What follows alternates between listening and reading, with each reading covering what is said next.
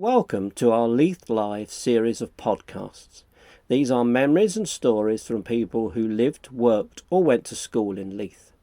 Once again we hear from our regular volunteer, Stan Eadie, who was born in 1936. Here he takes us on a journey, starting in the Kirkgate, where we hear about the cafes and other businesses of this busy shopping street. We learn about the cinemas nearby, the State, the Palace, the Capitol, the Alhambra. We hear about chips cooked in whale oil, and then it's off uptown to the Palais de Dance, where Stan worked with Big Tam. We hope you enjoy. Kirkgate was the greatest shopping centre in Leith, and when it was altered, everybody to this day still say the heart was ripped out of Kirkgate when the old Kirkgate was demolished, because you had the theatre, you had practically every third door was a pub, but you could get anything there. You had what you called the offal shop, you could get your tripe, which was very, very popular in these days. You had a factory that made crisps in there, and so you always, Kirkgate was great for the smells, all the different places. And the cafes next door to the Gaiety Theatre, you had the Mary Roach's Cafe, we just called it Mary's Cafe. You went further up the Kirkgate, you went to a place called Tolbus Wayne, and then you had there what you call Michael's Cafe, and facing Michael's Cafe was a large draper shop called William Jeffrey and Son. Michael's Cafe was our main hall, place for hanging out, for drinking coffee, milkshakes and stuff like that. Was that one of the cafes that had the jukebox? It was the first cafe to use the jukebox. We all used to meet down there. Plenty of girls used to come in. Right, so it was a handy place to hang out. It was a handy place. The girls used to hang out with us because we never ever went fighting down there. But I ended up with a nickname, Big Stan. My pal was Wee Stan. Oh, right, because you're tall. The reason that we got these nicknames was in the days we had the bookies runners. The bookies. Right, yes. And the bookie kept getting us too mixed up because we both put Stan. Right. So he says, right, you're Big Stan and you're Wee Stan. The day, and it clung. All the girls knew me as Big Stan. Gosh, you're quite tall as well, yeah. Yeah. What we used to do, I got a name for myself. It was supposed to being a hard man, which I wasn't. I never got in fights or anything like that. When I was there, they knew they wouldn't get any kind of bother. Which was rubbish, because I was a man. But the story clung because in Michael's Cafe one night, there was a chap had a drink in him. He got a bottle and he flung it and it crashed at the back of the counter. By instinct, I just jumped up and pinned him to the floor until the police arrived. And then the police come and picked the chap up and actually said to me, how did you learn to do that? You asked for the girls to the pictures. Entirely, you couldn't do this nowadays. You'd say to a girl, you got the pictures, and our nearest one was either State or the Palace. But normally it would be the Palace. Was the Palace the one that was Palace was the one at the foot of the walk nearest to Kirkgate. Right, and is that where Wetherspoon's pub is now? Aye, where Wetherspoon's pub is now. Right. So we used to go there, and we used to say, you got the pictures on Friday? And if they said, yeah. What time are you going at? And if they said, well, 6:30, 7 o'clock like that. We used to say to them, we'll see you inside then. Oh, so you didn't have to pay? You didn't pay for them. You used to just say, Did the cinemas in those days, did they do popcorn and things, like cinemas these days? Butterkist. Butterkist in the... Butterkist it was old, and small bars of ice cream. That's another way of getting into bother. The manager of the State Cinema used to stay in Dudley Avenue, round the corner from me, and the State balcony was quite close to the stalls. And him having a baldy head used to be a fine target for throwing the ice cream on top of his head. And naturally, when he looked up and saw me, it was always you. 9 times out of 10 it wasn't me. But because he recognised me, he used to tell my uncle, and I used to get tell, you hit Mr. Webster on the head with ice cream, man. No. Nope. Wasn't me. You know it's now Waterspoons. Yeah, we just have one entrance. Well, that one entrance was the main entrance. You could go in there and that would take you to the back stalls and the balcony. But there was another door further down in the jukes. You got in there, it was 6p to get in there, because they had different box office. But it was wooden seats, so that was the cheap seats. More uncomfortable. The back stalls, what they call the back stalls, 9p or selling, something like that. And up the stairs was 1 and 6, the balcony. So you only got to wait up the balcony if you were flush. Yep. But what you used to do is, you paid your 6p, you got in, you waited till you saw the usher away from you, and you sneaked back and you climbed over the wooden bit and you sat in the dearer seats at the back. And we all did that, everybody did that. You just made when the usher's back was turned. Well, the palace was the closest one to Kirkgate. Further up for the palace you had the Capitol, and then just across the other side of the street, a wee bit further up, just a few yards further up actually, was the Alhambra. The Alhambra used to be a variety theatre at one time, and it was owned by a chap by the name of Saunders, and the manager there was a famous manager called Alf Beckett, and he had a record shop outside the cinema, just at the doorway.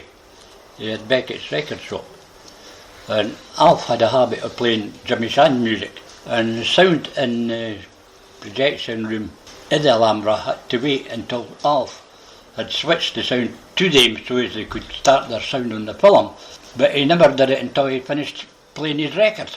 You'll listen to my records first, and then you can watch the picture. Then he can. No, but that was Alf Beckett. As I say, they ripped the Kirkgate right up. But I stayed in, spent all my life in Michael's Cafe really, as a youngster. Well, I was a young man like that, with my Teddy Boy suit on. Oh, could you tell me about your Teddy Boy suit? It was purple with black velvet. Oh, very smart. What colour shoes did you wear with that? What they called Brussels creepers. Brussels creepers with the big thick crepe soles on them. Yeah, thick soles on them. And did your shoes have to match your suit, or could you wear? No, they were black. They were black Brussels so you had creepers. black, purple, and sometimes you had a tie on and it would be bright green. And did everybody wear the same colours, or did you all have different colours? No, different colours. All different colours. Yeah, but didn't they all have the same? Yeah. No, we used to get them through Burton's and Taylor's in the Kirkgate. Because we used to get a laugh. At least with my uncle we used to get a laugh. And I used to say, I'm going to get a new suit. He says, you get measured up. He says, you get Mr. Stoddart to do that. Now, Stoddart was an undertaker. Oh my goodness. Because in the corner you've got Mackenzie and Miller's, and Mackenzie and Miller's undertaker is still there. But just a few shops away from it was another company called Stoddart.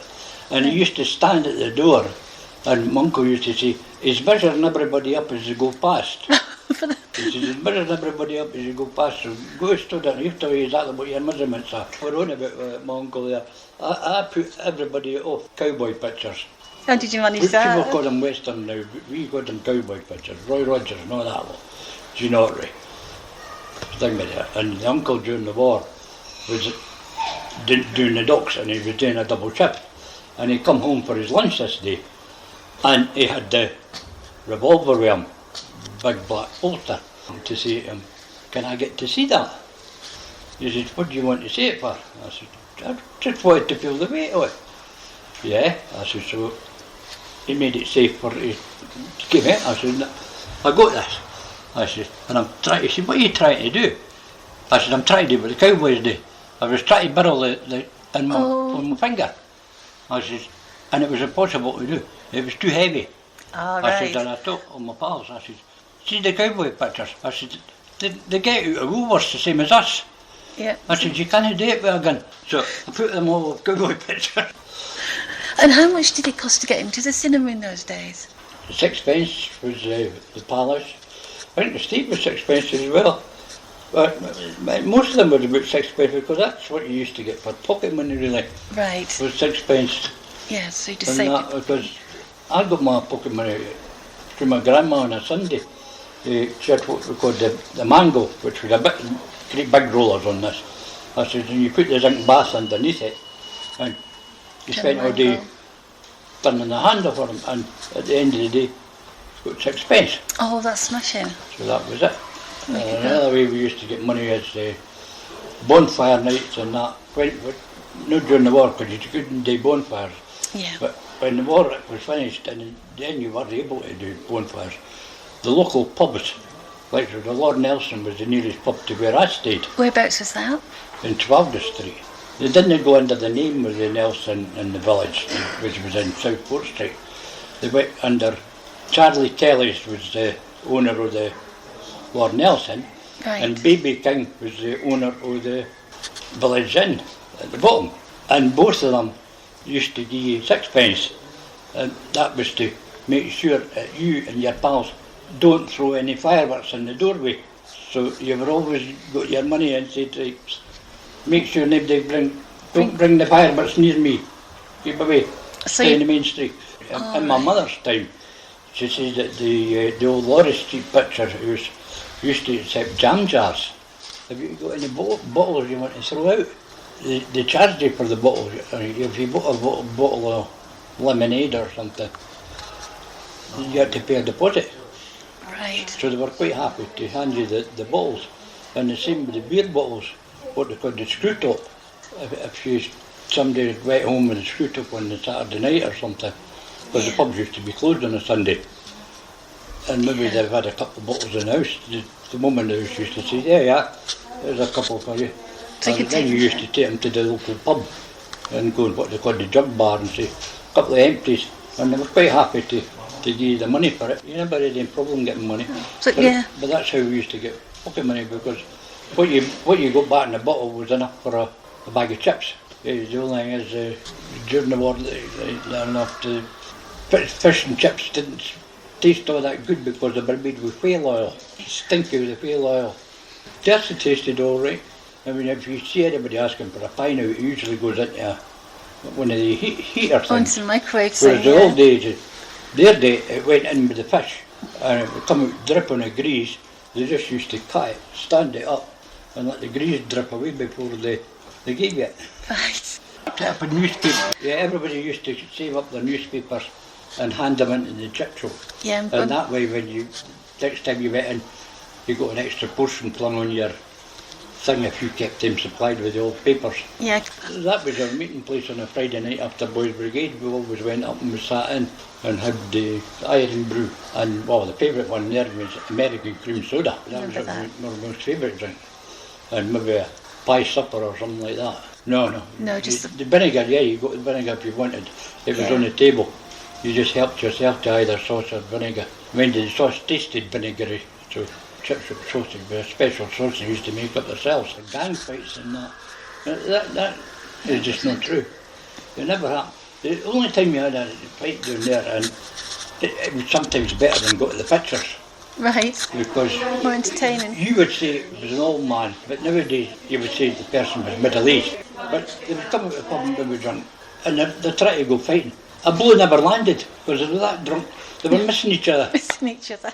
And it was just a comedy, it was like dancing. But you used to see more policemen in the roads than you do nowadays. And the police just used to say to them, come on, get away him. Name. I was well known, because they all knew me after that incident in Michael's. Yeah. And then they knew my uncle being in the force. And then even the chief constable, I got very friendly with him because he used to go to my grandma's a lot, because she was sent as a midwife, and in the days you paid the midwife, and the police used to pay for some of them. The kettle was always on the, what she called the hearth, on the fire, open fire. The kettle was always there. Anybody come in and got a cup of tea. But as soon as the police come up, it was a matter of, you go to that dress nurse lunch and we'll pay the fee. But the chief constable himself, Willie, he was a Leither through and through. And he wouldn't let anything happen to his beloved Leith. Yeah, he knew everybody by name.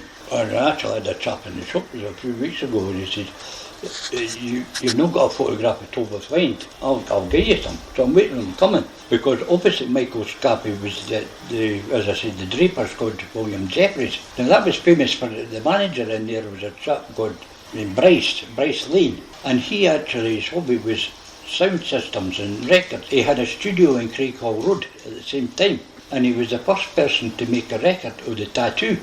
So he made the recordings, a big mansion house. Oh, so it's actually in the house? Aye, it was like a great big mansion house, and he must have had a studio attached to it. Palais. I was floor manager in the Palais.